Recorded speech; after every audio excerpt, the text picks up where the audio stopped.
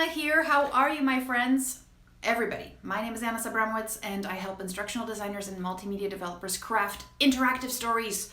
So if that's something you want to get into, go to elearningsecrets.com to learn more about my process. But here, what I wanted to do is share a quick tip with you so that you can apply it right away, get a lot of value from this video, and if you enjoyed it, let me know. I'll make more. So one of the things that comes out in when I run my training and when I work with my clients is when you're designing an interactive story, a lot of times you're like, whoa, listen, Anna, the last time I wrote an interactive story or a story period was back in high school. I did that whole triangle thing and, we did that. And right now when I craft my stories, my characters for my stories, I find that they fall flat or they are like, uninspiring, and I don't even know where to get started, because one of the things that happens to me is I have to, engage a lot of people who are coming from different places, and how do you do that, right? So what happens is,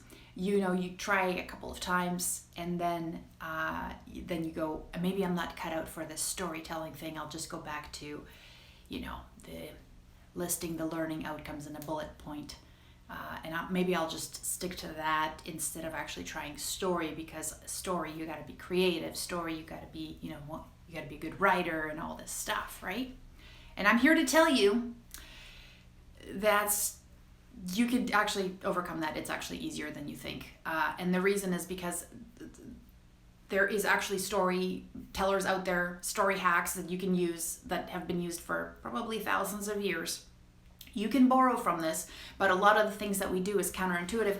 Plus, the odds have kind of been stacked against us learning developers, because nowhere in the instructional design book do they say, here's how to use story to help people change their beliefs and change their behavior. In fact, even psychology from this standpoint has been kind of like ignored from our domain. So as far as I'm concerned, for you to actually engage adults meaningfully, you got to start using stories to augment your learning. And I'm sorry that odds are stacked against you right now, because, if anybody pops on and says, but you got to follow sound instructional design principles, where do they talk about storytelling? They actually don't. So don't even, let's ignore that, throw that out of the window a little bit. We want to get a little bit counterintuitive, because this isn't a strategy that we're used to using. This isn't a strategy. E-learning is not a strategy we're used to using, right? We're still figuring that out. So let's optimize that experience for what it was meant to be on a one-on-one, you sitting in front of the computer, you trying to get your butt motivated to actually go through the next 10 hours of, onboarding, induction, training, whatever it is. How do you get somebody excited about that? How do you get them to actually take action? Because a lot of it is pain, right? So that's why you're trying to get story. I bet you, if you're thinking storytelling and stories, it's probably because you've heard of the buzz, or because you're like, I find stories engaging and I want to do creative work, and I know that I'm an adult and stories engage me. So maybe if I could put some of that passion and creativity into my work, other people would pick that up. And guess what? It's the truth. So a lot of times what happens is we get these stories. We try to implement stories, we try to create characters, but there's all this terrible advice out there about how to create story. We have all this legacy stuff from academia who don't use any of it at all. We have all this legacy stuff from our own, essay writing story stuff that is terrible and has nothing to do with how to actually create a compelling story, which has very solid sound principles. And guess what? Hollywood is using this all the time, on demand. Every, Pixar, blockbusters, so they're doing it. We're just we got to borrow that stuff and stop saying we got to do things the right way. No, this is different, okay? So those of you who want to use story, who want to augment their instructional design skill sets, their multimedia skill sets with a real way to engage people, to get into the content, to sell them on that journey, give me a heck yeah, and here's my tip for you. So one of the things that happens is whenever I come into an organization and I'm like, all right, we're going to do interactive stories, when people hear that, the first thing usually out of their mouths is, yes, but we have to create a story that's really broad so everybody can relate to it. everybody should be able to relate to this story because we've got these kinds of people, and our people are really diverse, and our people are all different ages, and yes, okay, good. And then I'm like, that's good advice. However, it's not how it's going to work. And the reason is that what's common perception is actually wrong about stories. And what I want you to do now is to think about applying this skill next time you're writing a character in your interactive story. Next time you introduce Jane and John, I want you to get rid of those names even, because they're generic. Everybody's like, Jane did this, John did. No, let's start picking real people's names in your stories, right? Adele, Julia, Jackie, Daniel, real people. Not Jane and John. I mean, there are Johns and Janes out there, but you know what I mean? Go a little bit deeper, give them some personality, and here's what I want you to do. I want you to give them a backstory. Just a little detail. And it's one of the things that people get worried about, right? Well, what if I write this story too much and then they're going to be like, oh, this is taking forever. You know, let me give you an example. To prove to you, and if at the end I prove to you that you connected with my character, I want you to give me a hashtag Anna did it. All right? Who's excited? Who's excited? Okay. So let's say I'm designing or I have a library of amazing sales training content. But the problem is the people who I want to be like, hey, you guys, you know how you're not making sales? Well, if you actually went through our 5-step sales process training and went through all of these scenarios and stuff like that, you'd actually get a ton of value out of them. You guys would probably be in the 20% because you get we got simulations in there, we've got objection handling, we've got all this stuff, but they all think that they're either not good enough or they think that they're not getting the best leads. They're blaming it on something external. They don't believe that they can do it. What can we do to get them to to start believing that they can get better and that we have all this stuff here sitting in our LMS that needs to be that's awesome, developed with the top sales professionals in the world. Why aren't they looking at it? Is it because it's not sexy? No, it's already sexy enough.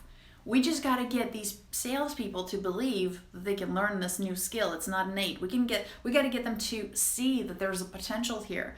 We got to get them to see that the journey's worth it. So what are we going to do? We're going to create an interactive story. Wait, Anna, we got salespeople that are from 18 to 65. They're all over the country. They're from all different backgrounds. What kind of story? Who are we going to do? You know what? I'm just going to pick this dude. And I'm just going to draw him here. This dude, he's going to be the hero of my story. I'm going to call him Alex. Why? That's my dad's name. Let's go for it. So, Alex. And we're going to say Alex wants to be the top salesperson, and our top salesperson, what they do is every year we have a top salesperson convention, and the person who got the most sales for their area, they get to win the Awesome Champ Cup. And also the president comes up and gives him a handshake and says, "You are the best." And you're like, Alex wants to do this. And you're like, okay, that's a pretty good extrinsic story. Alex wants to do this thing. Do I care about Alex at all? I'm just he's a stick person. Alex, okay? But what if I told you that when Alex was little, he got in a really bad accident and one of his feet, actually his whole leg, was really mangled. And he had to have a cast as a little child over his leg, which resulted in his leg being just a little bit shorter than the other one. And so he has 2 different length feet. And what happens is when he walks, he limps a little. And there was a little kid when he was little that bullied him about that. And so he always feels self-conscious about that. And every time he walks up to a door, he hopes they're not already seeing him so they don't see him limp, because he feels like they're going to treat him differently because he sees himself as somebody who's got a limp, and that probably affects his sales. So he's got really low confidence, and this is affecting him. Now, every time he goes up to a prospect, he tries to like be there before they are, because he doesn't want to see them walk. All those kinds of things, they're always in the back of his mind. So he's always blaming this thing. If he doesn't get a sale, it's because he thinks, hi, it's because they saw me limp. They don't see me as competent. Now, if I put you in a room, in a scenario, a situation where Alex has to make a decision about how to handle the sale, and you know that he's thinking that in the background, do you care a little bit more about him? Do you resonate with him, even though that's not you? You weren't in an accident and those things. You could say that in like 4 lines. But now, for him to get it, you want him to prove to the world that he's good enough even with his limp. Even if that bully said he was a cripple. Even if all those other things happened to him. Him getting that is cool. But you know what's also cool?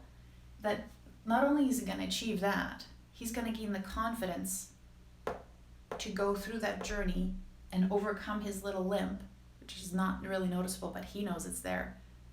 That's going to be that intrinsic motivation, his confidence building, right? Confidence. In this case, that's what's important for this person, to start internalizing his achievement instead of putting it out there. Does that make a better story? Would you root for Alex now that you know he's got this thing?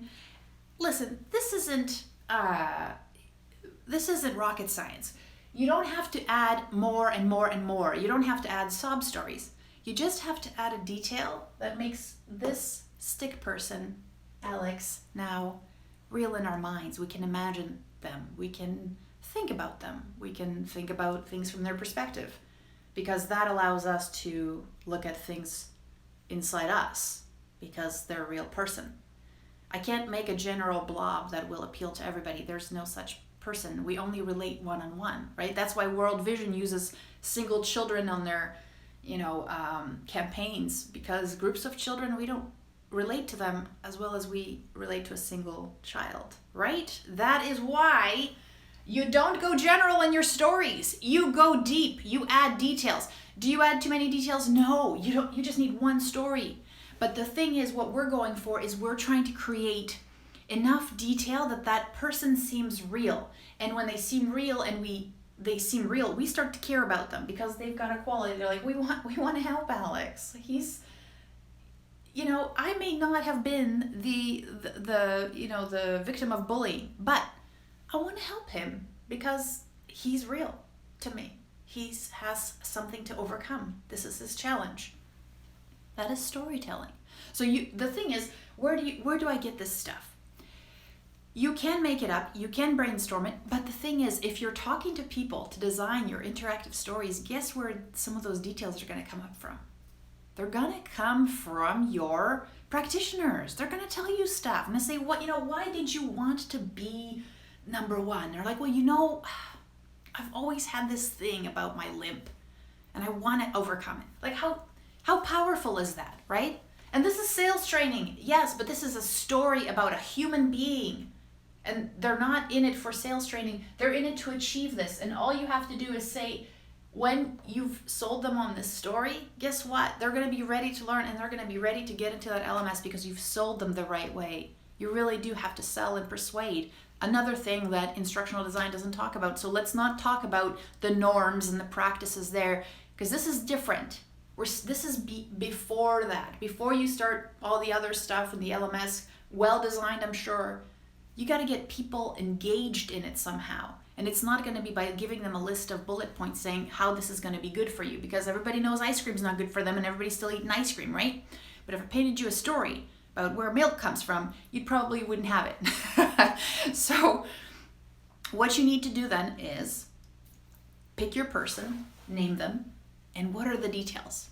And then just experiment by putting it out there. People will give you feedback like, that story was way too long, or I didn't really connect. Well, actually the completion rates will tell you if they connected, but that's the point, right? So what you want to do is be counterintuitive. It's not that your company's not ready for stories. It's not that you're not ready for stories. It's not that you're a bad writer. It's that we've got a lot of bad info out there. So I want you to be counterintuitive add more detail, make that person real, because if they're real to you, they're going to be real to your learner. That is the goal, because you want people to connect with that character. You want them to identify with them, saying, that could be me. Not like I am that person, but that could be me. I could be struggling too. What did they do to overcome that? That's the key to interactive storytelling. So if you're serious about this, you want to learn more about the strategies, guess what? I've got an awesome webinar coming up. Register for it. If you're not able to attend, register for the next one. I'm running them live for just the next little while. So elearningsecrets.com. If this is something that one of your friends has been struggling with or needs that little bit of a, hey, there is a way to do this, you should try this, I know you're into interactive storytelling, share it with them. That's what friends do, right? All right, so I hope you found this useful, and I hope you have a wonderful rest of the week, and I'll see you here very, very soon. Register for that webinar. You will not regret it. All right, take care.